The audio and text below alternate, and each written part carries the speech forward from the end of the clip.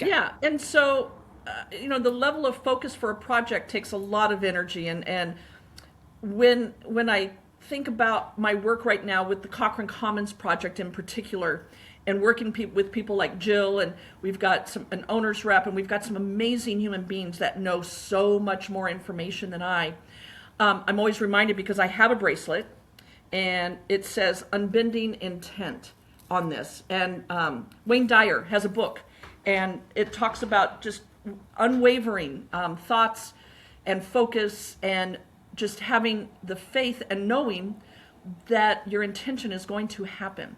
And I visualize that with this project behind here. I've never developed a $57 million project. Phase one. I mean, like, and if I were to think in a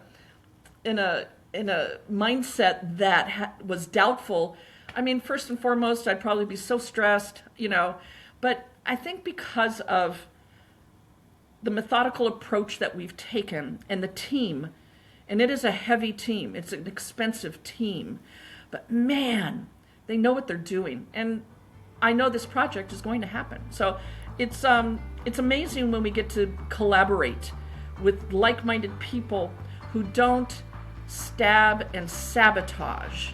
It's awesome when you can actually have support to make these visions and dreams come true. I love that. Right? Unbending intent. Yep.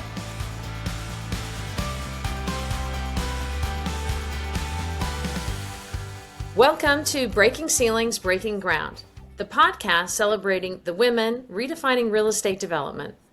I'm Molly McCabe, and alongside my co-host, Jill Ferrari, we're sitting down with the developers, the visionaries, and the builders whose projects and instincts are reshaping skylines and communities. What strikes me, and I think Jill and I both, that when we talk to these women who are in this space is just how expansive their thinking is. Profit and community impact are not competing priorities. In fact, they're part of the same calculation. And that mindset is producing some of the most innovative development work in North America right now. This is a conversation about what's being built, the deals, the risks, the pivots, and the wins. So let's get into it. Jill, why don't you introduce our guest? Our guest today is the definition of grit and innovation. Leslie Horn is the CEO and founder of 3 Squared Incorporated, but her journey is legendary. She's been a national speaker and a fundraiser who's raised millions for nonprofits. She has rehabbed and delivered numerous homes in Southeast Michigan and across the country. She has a unanimous city council vote for pioneering shipping container construction in the city of Detroit, building a 3-story center in just 6 hours with an HGTV feature and over $300 million in projects in her pipeline. Leslie is here to show us how to build the future.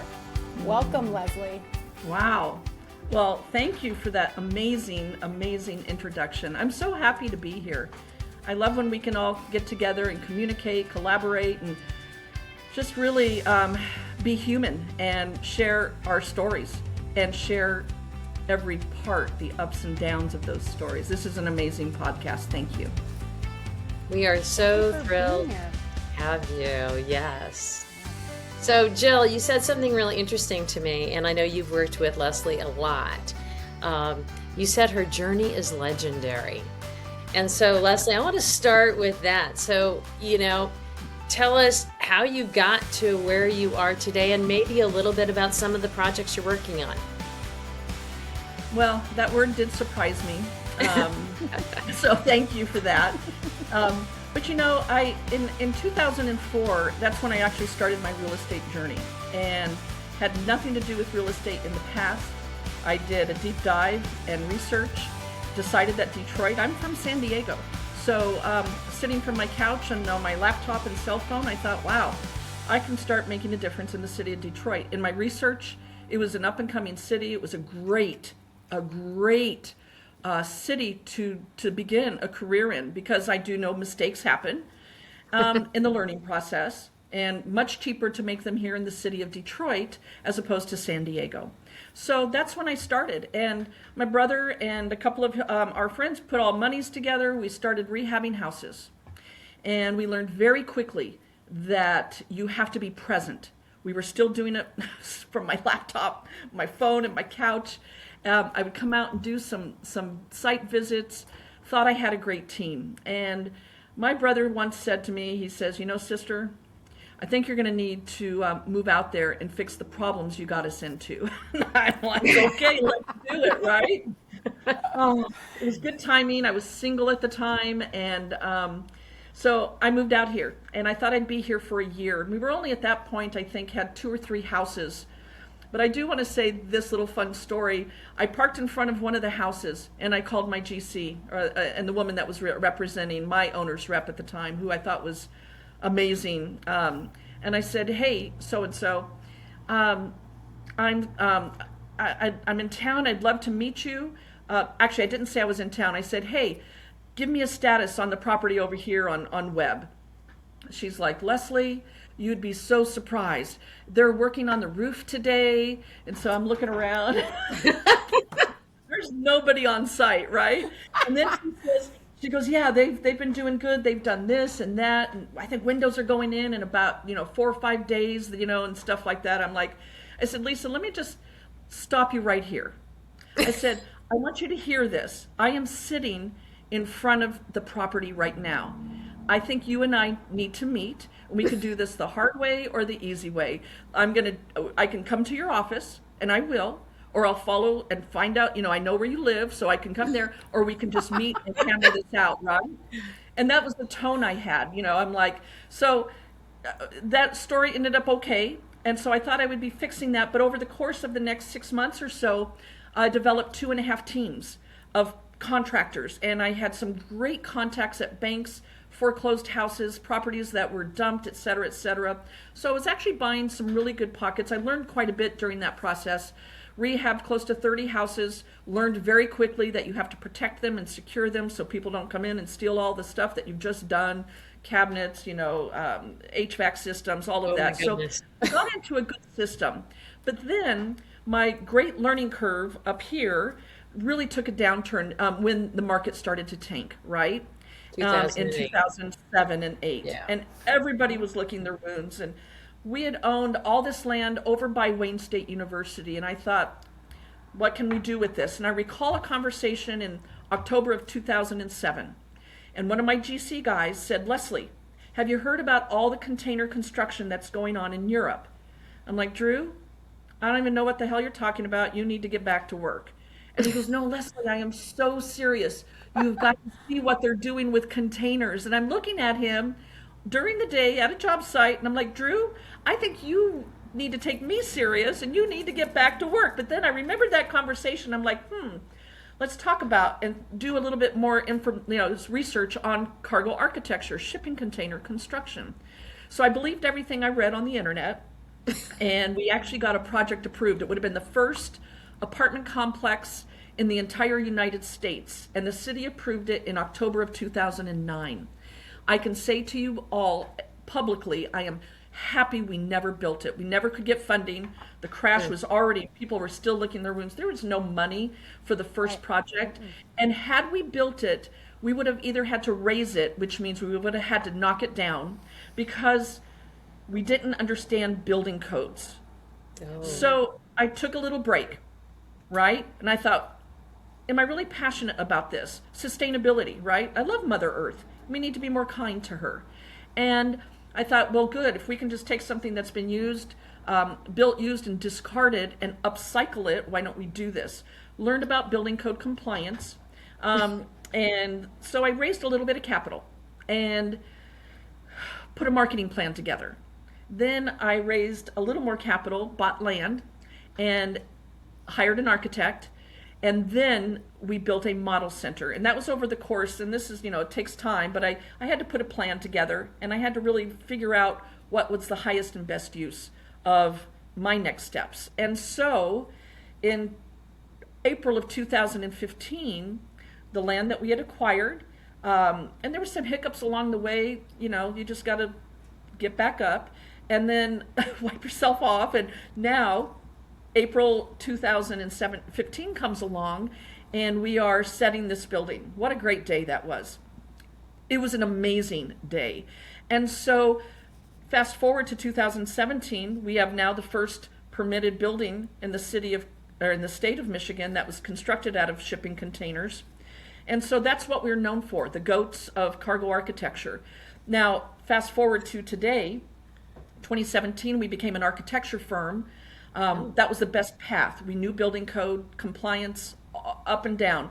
And some of our language for one of our projects is actually in the International Building Code as containers are approved for new construction, 2021. So that was an amazing feat. However, containers are not for all projects. So at the end of the day, we've pivoted. We still do containers, but what we've pivoted to is prefabricated materials, things that will speed up construction. And our philosophy and our core values really say that they have to be sustainable, number one. Number two, energy efficient.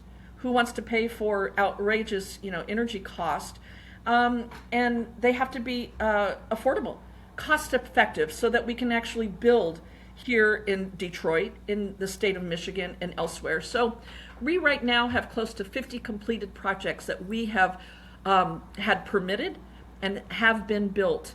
And we've probably designed 250 projects. Some of them don't go through. Some of them clients change their mind, can't get funding. But at the end of the day, we've had almost 50 completed projects across the nation. Super happy about it. Wow. So exciting and so happy to have you here. Hearing you talk about your journey and how often you've had to pivot. I've often said that adaptability and resilience is one of the key features that a developer has to have, traits that they have to have.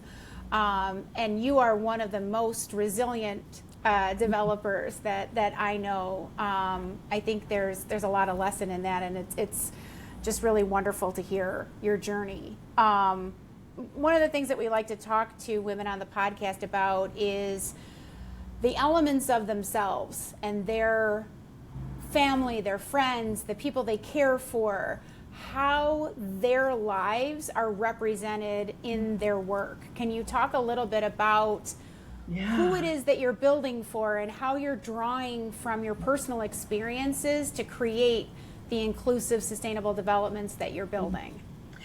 So interesting. I feel that every career that I've had in my life, I'll be 65 this year, and I don't act my age. I'm confident of that. But at the end of the day, every career move I made, it just didn't feel right for my soul, right? But it sure gave me some great skills, amazing skill sets that I think have prepared me for today. Last 2 years, Dad passed, and then 11 months later, my mom passed. Oh my so gosh. they were also, my mom was just one of the biggest supporters, right? And she's just amazing. My brother, always good, always supportive, had to go on his journey with his family and his work, but always still supportive.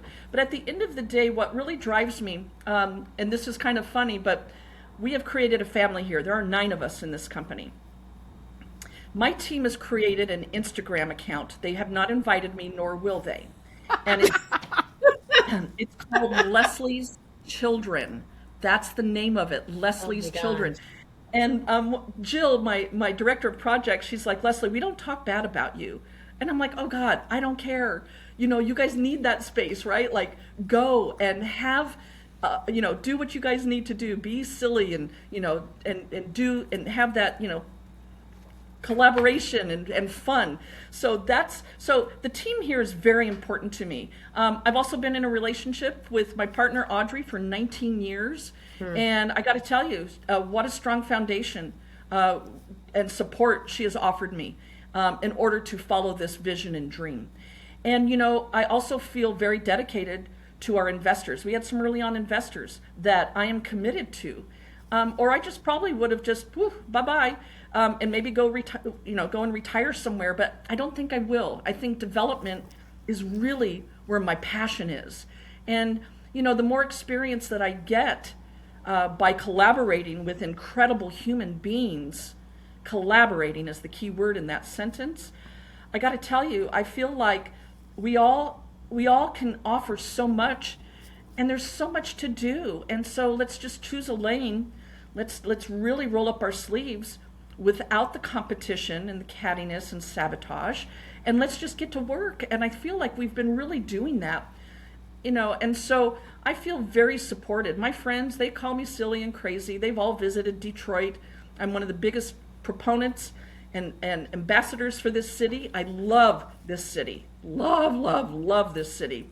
Never have I seen a group of committed citizens who really love their city. And I'm so happy that more people are now staying and moving in than leaving. It's been an amazing journey. Yeah, Mayor Sheffield, I think, has got some good things going on, and I feel that will also support us. But I do feel that my level of commitment is really about fulfilling my passion and my obligations.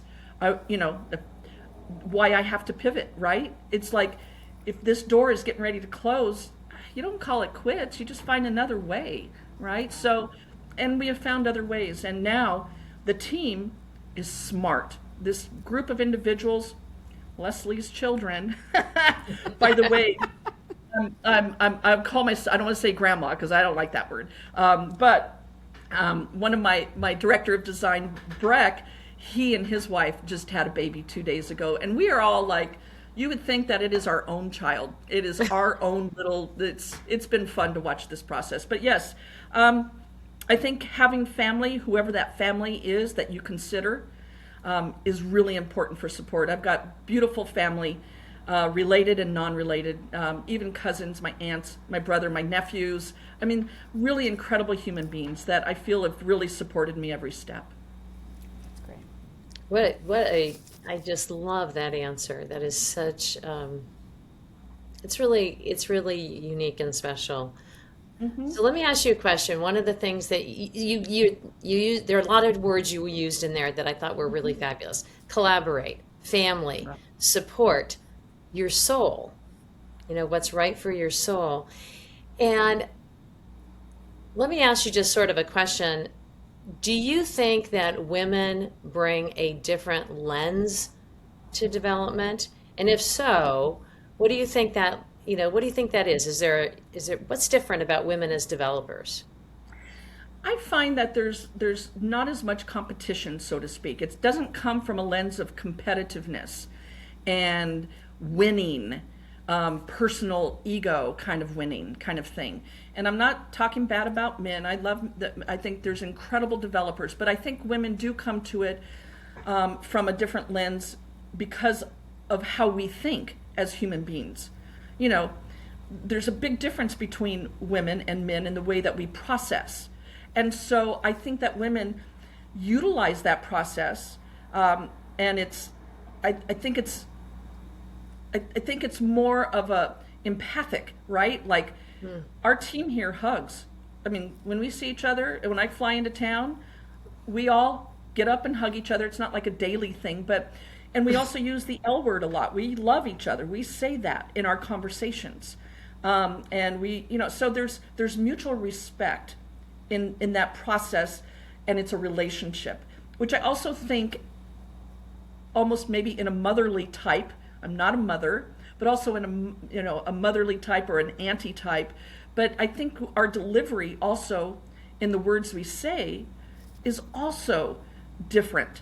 So, Brett can say something, I can say something, and we say it so different, and we can say it to different audiences. But I do find that, I think in working with women, the ones that that we connect with, Jill Ferrari is an excellent example of this.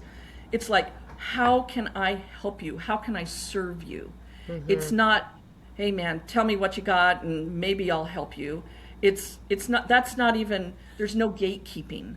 And so I love that, which is, I think we'd be so farther ahead if we didn't gatekeep, if we didn't mock, if we didn't, be like we have to win it all. I think there's so much for everybody to participate. It's like it's much more relationship oriented as opposed to Yes. transactional. Oh, Yeah. absolutely. And A- we've had people leave our company or leave our team, and it was always, I find that people self-select on and off, right? And in a small firm, there's no hiding. And if it's not a good fit for you, I mean, there's no shame in saying, "Hey, this is not a good fit for me. I think I'm going to leave." But we do know who stays on. I mean, it's an amazing conversation, and we always plus each other. We don't use the word criticize. We plus each other. So we plus each other like, "Hey, man, we could have done this a little better. What did you see?" When mistakes happen, because there will be mistakes, we don't point fingers. We say, "What did we learn from this?" We call it tuition, right? So I think there's a lot of different languaging pieces here that we can all take in our daily process. Tuition, I like that. Someone, maybe he was male, told me recently that there was a Harvard study that said that women can't be warm and competent at the same time. And What? yeah, and I love it when I talk to women like you, Leslie, that are obviously, just crushing that finding. I need to find the study, but your And warmth is competent. definitely right. You can't be warm and competent at the same time. I was like, what? How old is that Harvard study? Right, Yeah. we're gonna find it. We're gonna debunk that study Can we here on the please? podcast, Yes. right? Yes. But warmth and humanity are one of the superpowers that I have seen in you working with you. But now you've talked about resilience and what do you think your superpower is? What is it about you? You fly under the radar. You're an award-winning designer and developer, but you don't seek attention. What do you think your superpower is?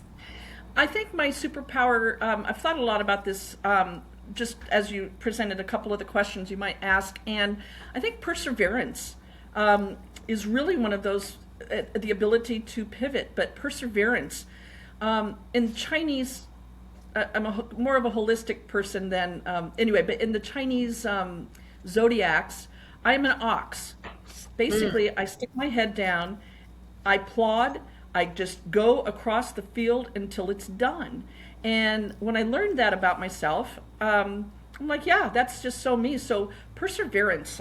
Audrey gave me a gift early on, and it's a little towel that I have in my bathroom at home, and it says persevere. And it's an unbending intent, right? So I feel like that's probably one of my superpowers. I do have the gift of, I'm a hugger. I warn people, and I can respect if people say no, give me my space, that's fine. That's absolutely amazing when people can articulate a boundary, right? I'm happy they have a boundary, and that's incredible.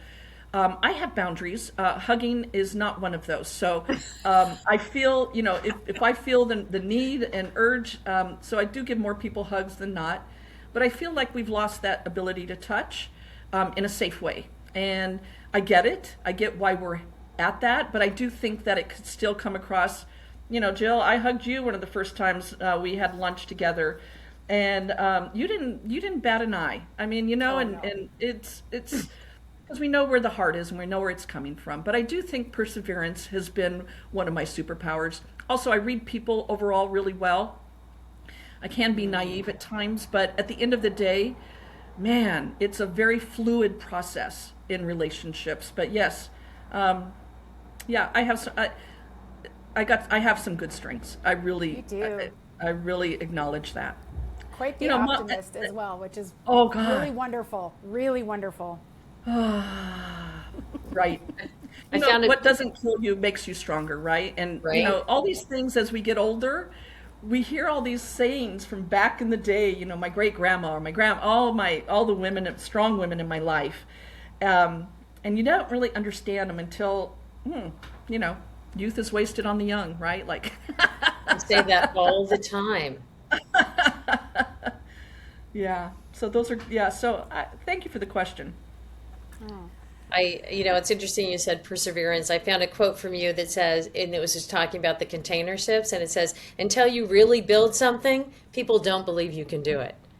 And so, That's right. that's something that you obviously have really taken to heart. And that was what the containers. What was it? Drew said to this to you when 2009, Seven. 2007, and it took until 2015 to do that. Yeah. I mean, Yeah, perseverance. absolutely. Yes, indeed. Yes, That- indeed. That's fabulous. It's amazing. I'm curious about, we're in a really interesting time right now for so many reasons. But maybe pivot a little bit to some of the things you're working on right now, and maybe give us sort of a framework of kind of the big projects that are either most interesting to you that you're working on or are most challenging, and to that extent, kind of what are you seeing for you that are some of those hurdles right now that you're trying to have to navigate and persevere on and figure out a different way around? Great. As an architectural firm, we have our processes pretty much dialed in. We have a solid team. We can pump out projects, large and small. Our largest to date right now, I'm going to say it's under construction.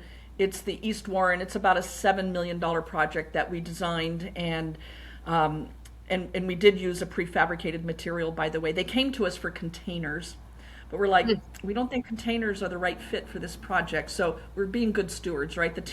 My team is really amazing. And so we've got, I feel, that situated. Our team now has their solid, footings, feet in the ground, right? And now we are really pivoting a little bit towards now development. In 2014, because of a situation, I'm not going to go into the whole details, but we had a model center that was supposed to be built in 2013-14.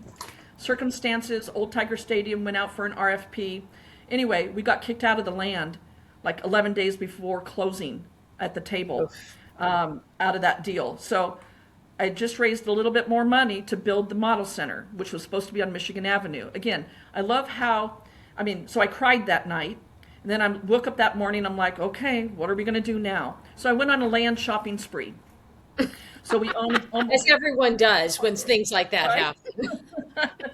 So I bought land because we still needed our proof of concept, right? And so I bought land, and then had some great architect that didn't laugh at us, that said we want to build a container house, and he's now retired, unfortunately, but he's such a good guy. Anyway, at the end of the day, we built this model center, and now we have a lot of very valuable land. Happens to be 2,112 steps away from Michigan Central, which is one of the biggest investments. I know Michigan Central. Yes, indeed. So we're pretty happy about our land.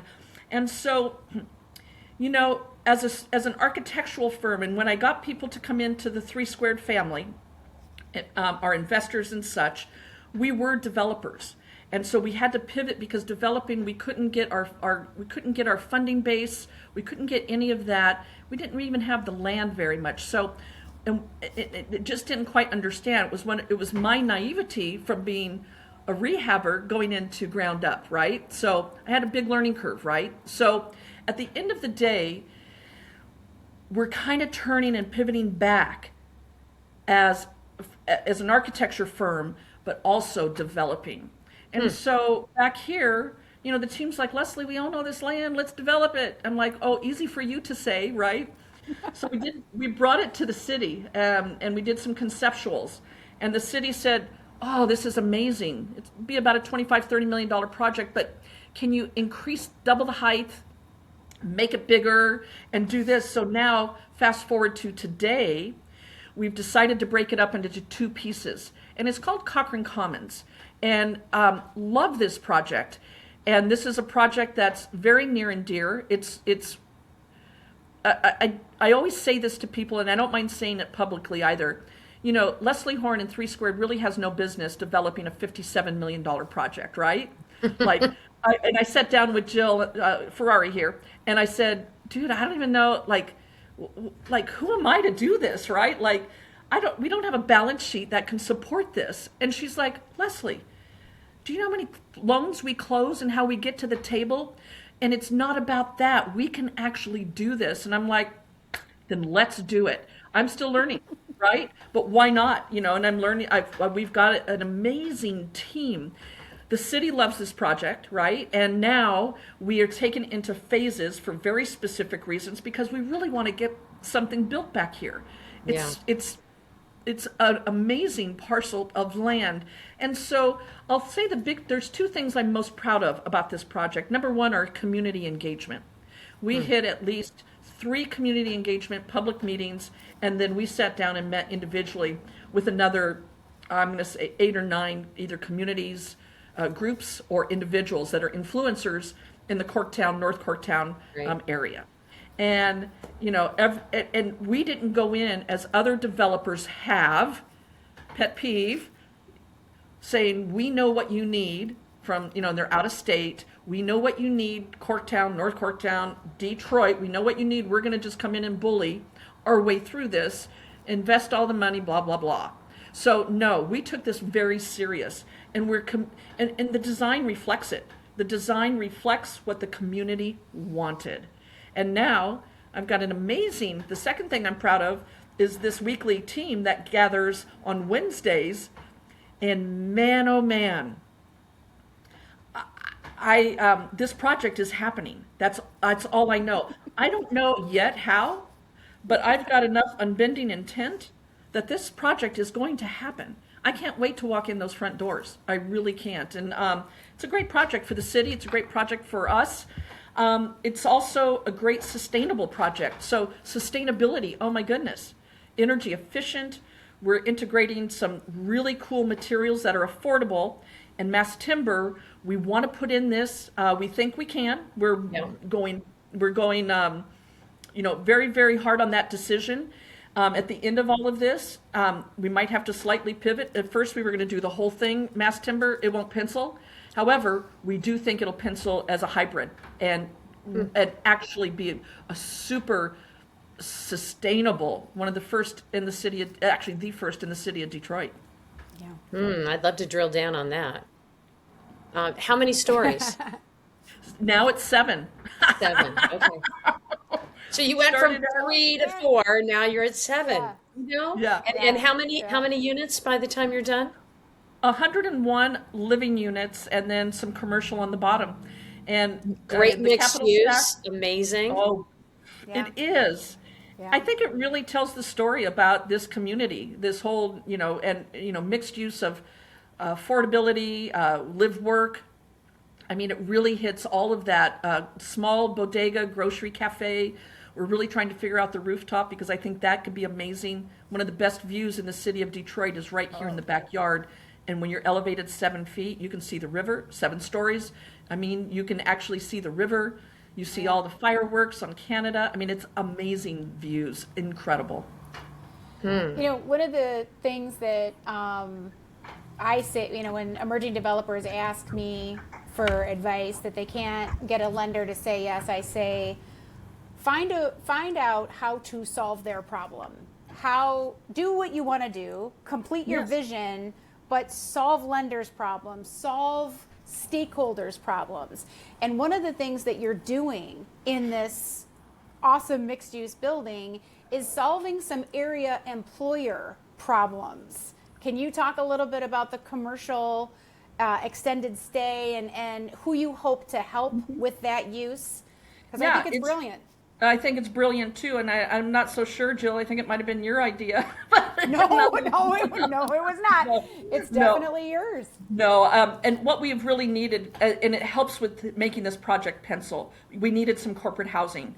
And there has been a challenge with a lot of the growth of a lot of employers in the city that there's not any place for them to stay, even if it's short-term, long-term, and I'm not saying hotel-like, but certainly furnished and something that is not a hotel, that has some food downstairs, or you want to make it yourself, and other little benefits like that. So, and within walking distance, right, to Michigan Central.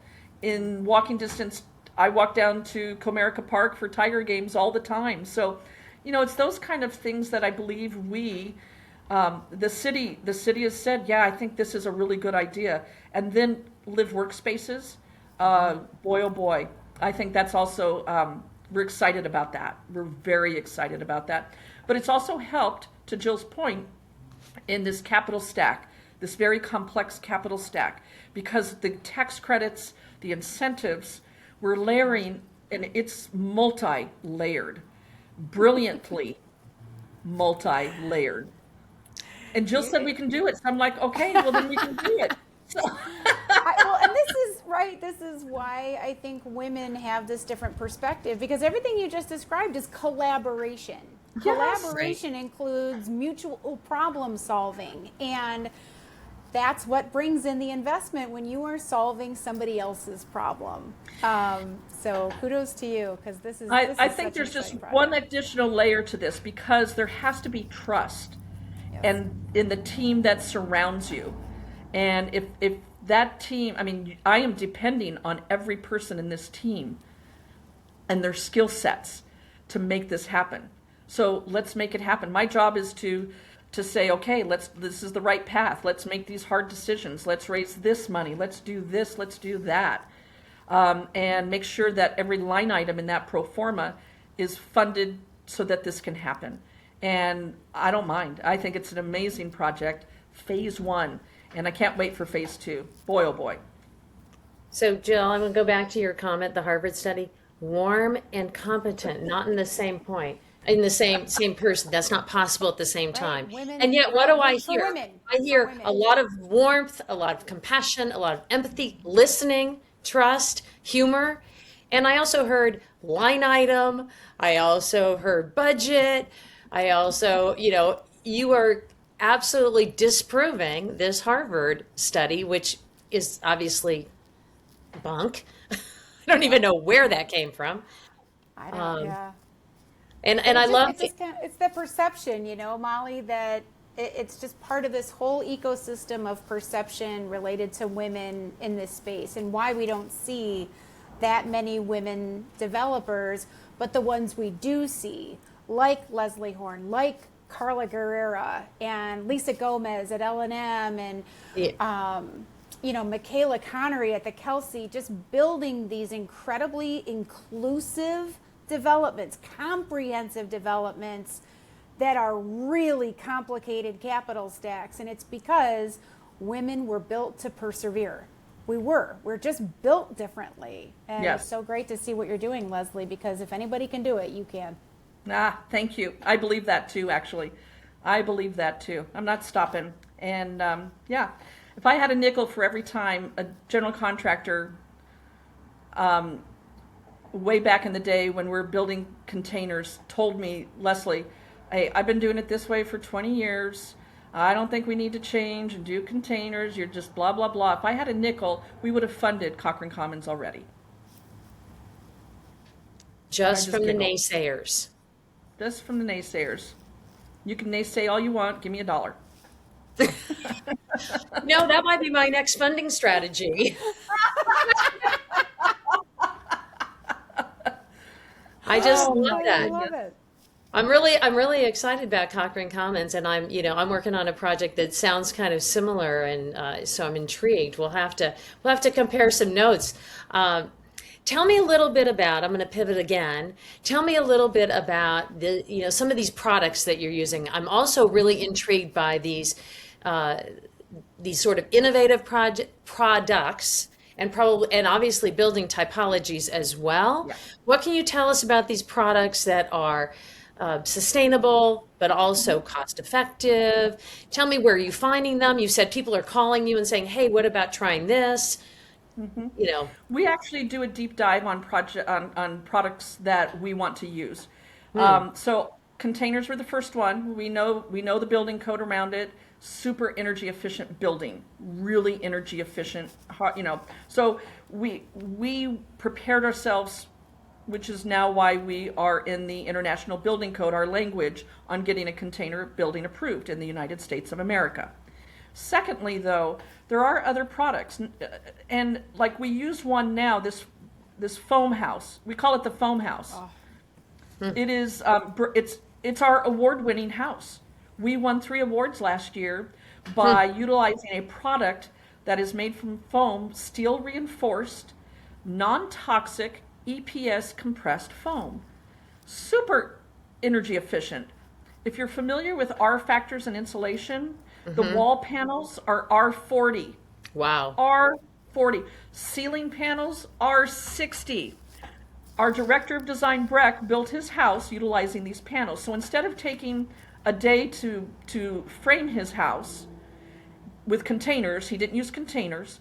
He used these panels, and get this, it took 3.5 days. So it took 3.5 times longer to frame his house, but with only 2 or 3 people on site, no machinery. I mean, it would be helpful if you had like a little forklift or something for a second story, but I got to say that these panels, and that's what we utilized in East Warren. We've been able to pivot some of our container projects because the containers, albeit amazing, sometimes there's a better option. And what's best for the client, not best for us. We don't, we want to see this building built. And the panels came in a little bit less expensive still, and then there was a project down in Fort Wayne. And this is like Fort Wayne, it was called the Fort Wayne Innovation Showcase. The city of Fort Wayne actually financed 4 houses from this developer because he had an exit plan, and they used home funds. And he built 4 projects. We designed 2 of them. One out of containers, a single family home, another single family home out of this foam panels, right? Now, he also had a kit house that was post and beam. Cute, adorable. And then he also had a modular home. I don't want to disparage the company who did it, because here's what I'm going to share about the statistics. This developer built the foam home, the SIP panel home, for about $195 a square foot, all in. Wow. He built the container home at $203 a square foot, all in. The kit house came in like at $208 or $213, I don't remember, per square foot, still decent. Whereas the modular home came in at almost $230 a square foot. Wow.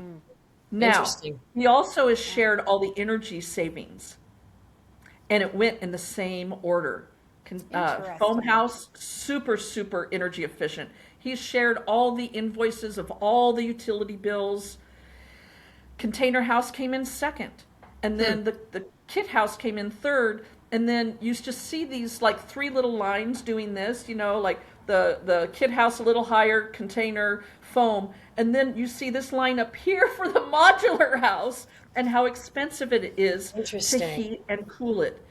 Amazing. So he's one of our favorite clients. We're really growing a lot with him. He's amazing. He's a good guy. Well, and one of the features about the home, the model home that you guys have built, the foam house, there's so many different levels of innovation. One of the really cool features in this house is the way it's constructed. There is the main house, and then there is a second floor walkway to a garage, detached garage, with a unit above that is essentially an ADU that is rented out by the homeowner. And I feel like this is the future. We need to create these opportunities for homeowners to generate revenue. It's my understanding that your design director is pretty much paying for the mortgage on the house through the rental of this ADU. That is correct. And his house was about $250 a square foot. That included mistakes because he had to pivot. He wasn't going to use this type of foam panels. He had another product that he was going to use, but then we learned about these, and they were so much more cheaper. He said, "Okay, take my whatever," and then he's got some higher end stuff, right? Some radiant floor heating, and it's been created in a really beautiful way. And then they used an algorithm to put where the windows were and where it's situated on the lot. So AI, I mean, the city calls it the AI house, but it's called generative design. And, where the sun comes in the wintertime and the summer, and the placement of windows and all those other things. Incredible. I mean, if you think about that just from so say it's $200 a square foot or 195. So let's call it 200. You do a 2,000 square foot house, you're at $400,000. That's a very feasible home for many, many locations. And I think, Yes. we're looking at housing prices, which are so extraordinarily high across the country, and people just can't afford to get into them. And so this to me is an extraordinary innovation that Yes. will be very beneficial nationally, not just locally in your region, but nationally. And, lower energy costs are huge for homeowners, right? Right. It really is. We're just getting the screws tightened every day, and if there could be some relief there, families should never have to choose to pay their utilities or their rent or mortgage. I mean, there's Right. just, that should not even be an option, and our technology is there. We have the technology, but people are so used to doing things the old way, right? We've been knocking sticks and stones together to build houses for hundreds and hundreds of years. And it's an industry that hasn't much changed. And modular is where it's going. It's so not there yet. It's just not there. We believe in the hybrid approach where we take modular principles, prefabrication, things that are built off site, and then put them together. It frustrates me when I see, even down here in Corktown, there's sticks going up. These lumber yards, they drop off all the lumber and then they're putting up sticks. And I get it. I totally get it, because they sometimes have to pencil. I really get it. But there are alternatives, and they can actually save you a lot of money. And often I see a lot of these products going up, these cheap. These houses will not last longer than their mortgage. And that's the part that really frustrates me. Right. There's been some housing done here in the neighborhood that we saw it being built, and it will not last 30 years. I promise you. They're already starting to deteriorate, and they're like less than 6, 7 years old. It's bad. Oh, that's too bad. Have some pride, right? Have some pride in what you build. Right. Wow. Well, and you kind of glossed over this really quickly, but I'm excited to bring attention to the fact that you are building property technology in-house. Yeah. One, to make the products that you deliver more energy efficient and optimized for the residential end user, but your staff is also creating technology to maximize their own time.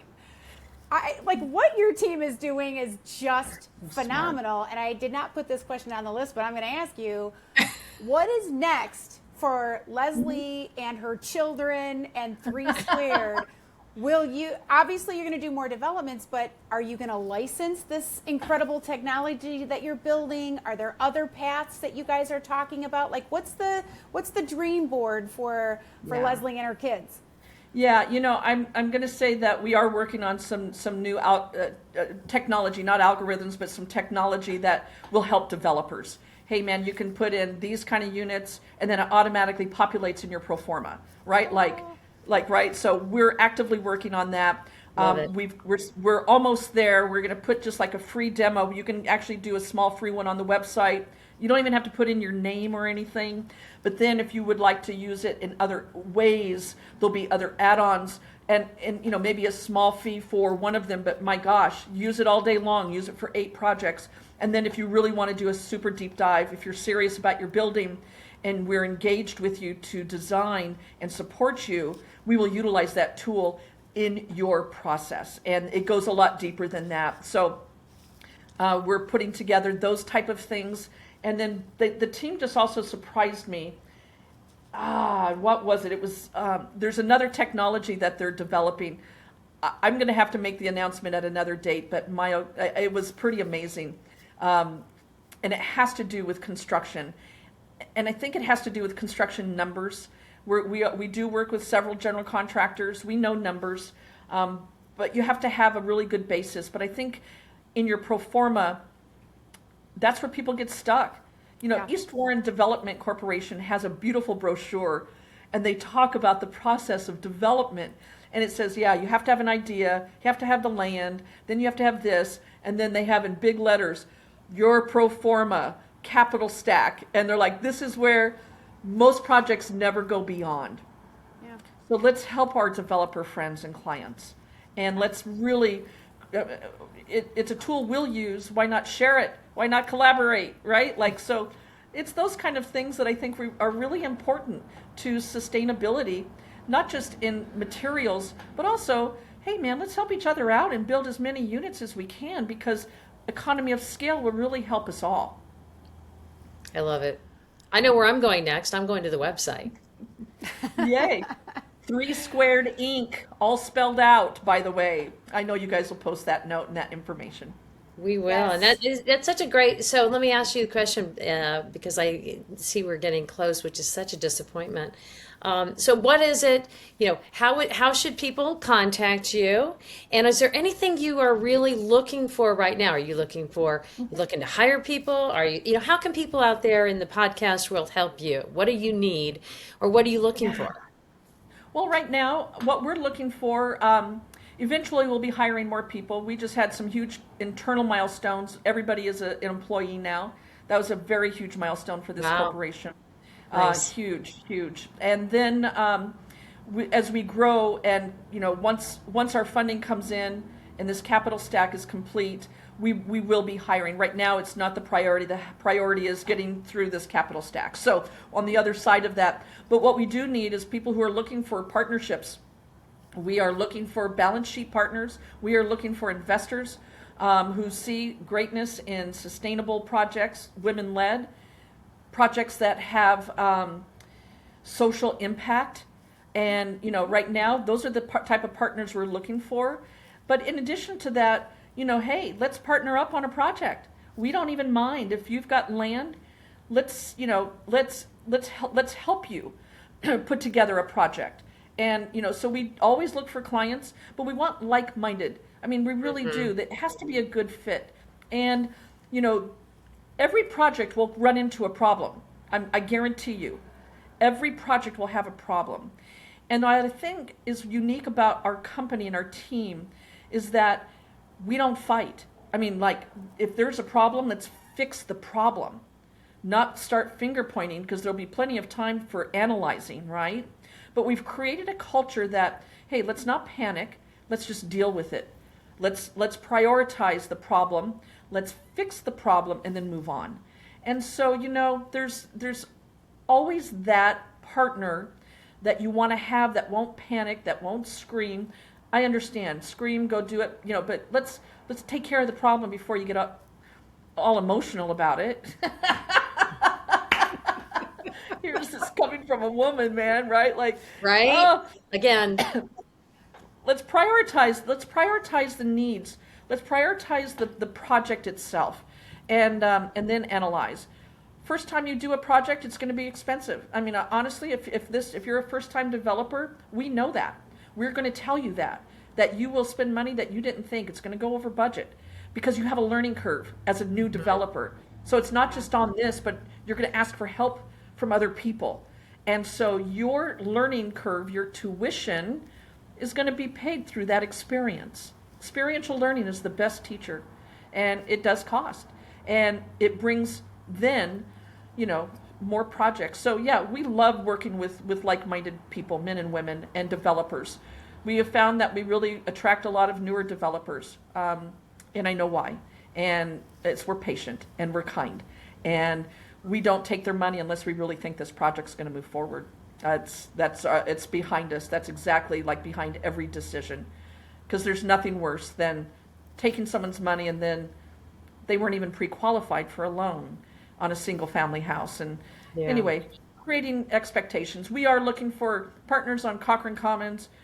We have one-pagers for tenants and for live workspace, just little things like that. We want to get the word out. It's going to be an amazing project. And then, yes, if you want to work on a project, we would love to work with you. And how should Fantastic. they contact you? You're through the website?